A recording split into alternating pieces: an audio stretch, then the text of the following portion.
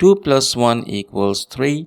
7 times 3 equals 21, and 21 divided by 21 equals 1. But this answer is not right, because according to the order of operations, we must solve parentheses, then exponents, then multiplication and division, and finally addition and subtraction. Remember, if in any expression we have both multiplication and division present, we must work from left to right, and same applies to addition and subtraction. Now let's rewind and solve this problem the right way.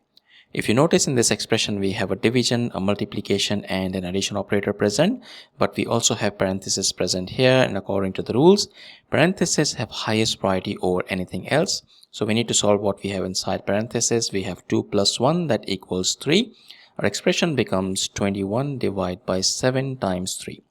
Now we have two operators present, division and multiplication, and they both have equal level of priority, but we must work from left to right. So we need to solve this division first. 21 divided by 7, that equals 3. And finally 3 times 3 equals 9, which is the final and correct answer to this problem. Thank you for watching. Please like the video, comment your answers and subscribe to our channel.